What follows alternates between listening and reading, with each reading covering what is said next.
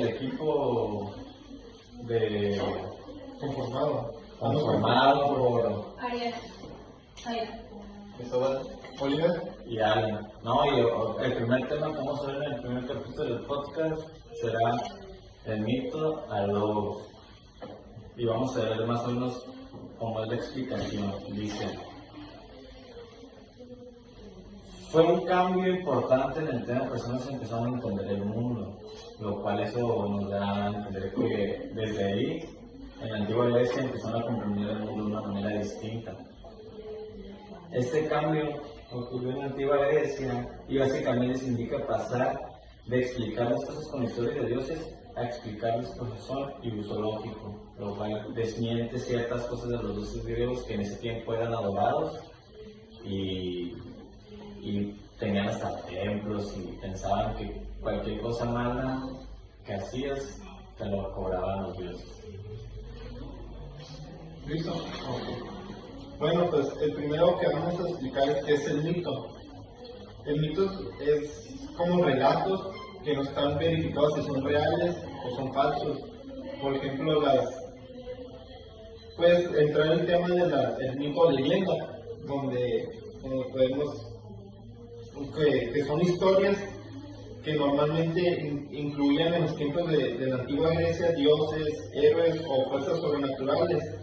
Por ejemplo, cuando habían tormentas o así climas muy feos, la gente de aquel entonces pensaba que eran como dioses, como de la mitología griega, que por ejemplo sería el Zeus, el dios del trueno, ¿no?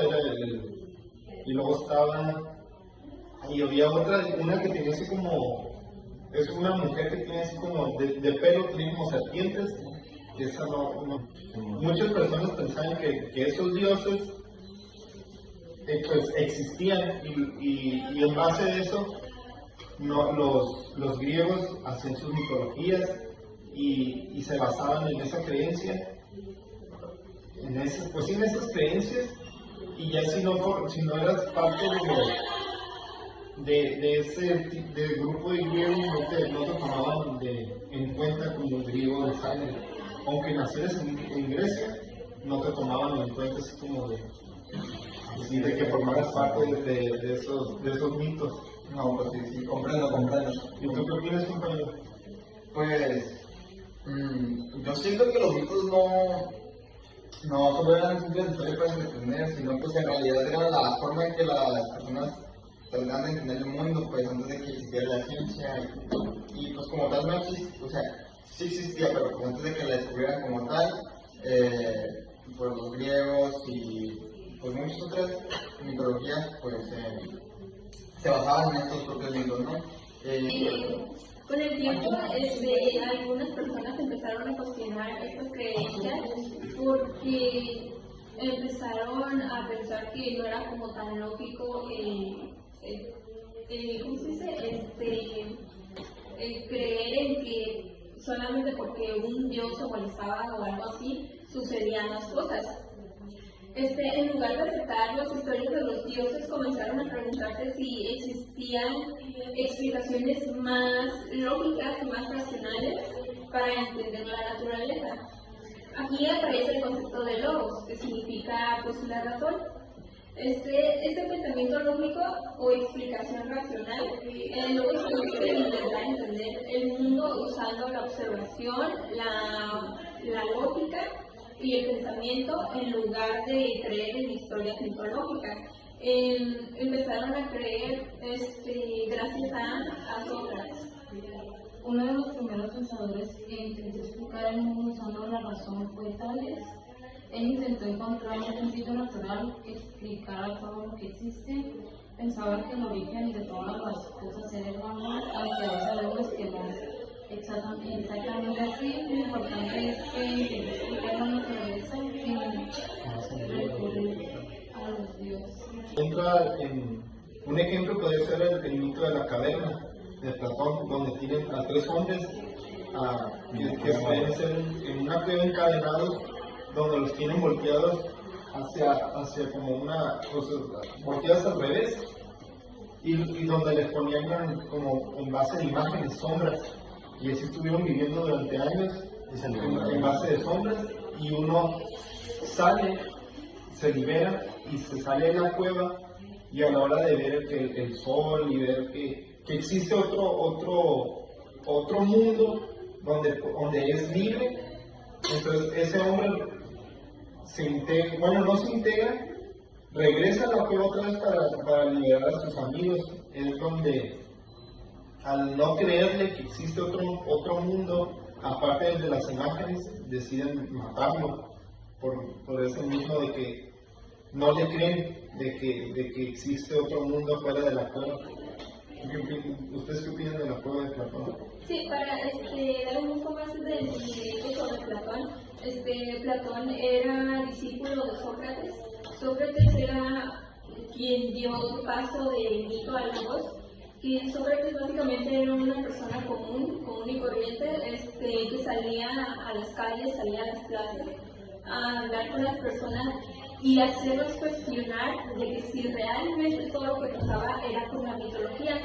Gracias a Sócrates fue una persona muy importante en ese tiempo, porque gracias a él se empezó la crisis donde las personas dejaron de creer en la mitología y empezaron a cuestionarse si todo lo que pasaba era realmente por eso.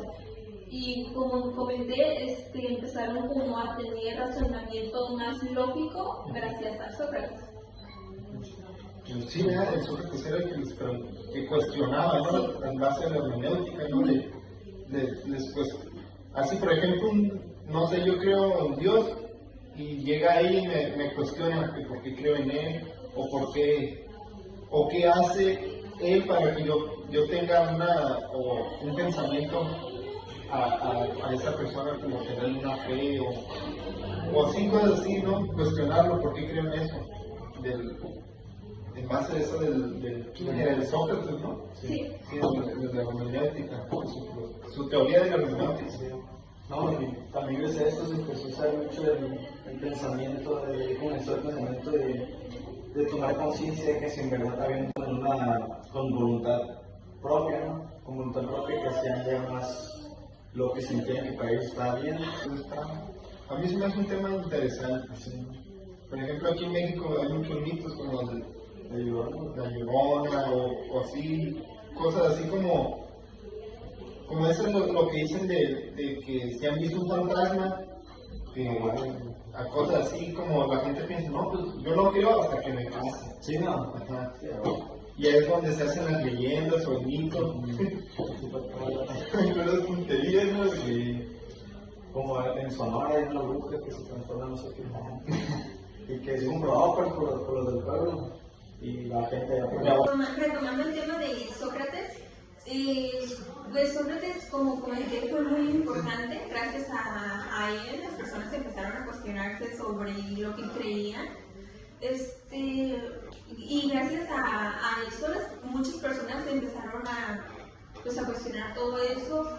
Y pues básicamente al imperio, lo que gobernaba en ese tiempo, claramente no les beneficiaba que empezaran a dejar de creer en la mitología, porque la mitología era como un tipo de, una manera indirecta para poder gobernar en ese tiempo. Y gracias a eso pues mandaron a silenciar a Sócrates, diciéndole que se retractara de lo que había dicho, o si no, pues lo iban a matar. Y Sócrates pues decía que no se iban a retractar. Entonces, frente a todo, lo llevaron a una plaza donde todo el mundo lo estaba viendo y dijeron, retráctate de lo que dijiste.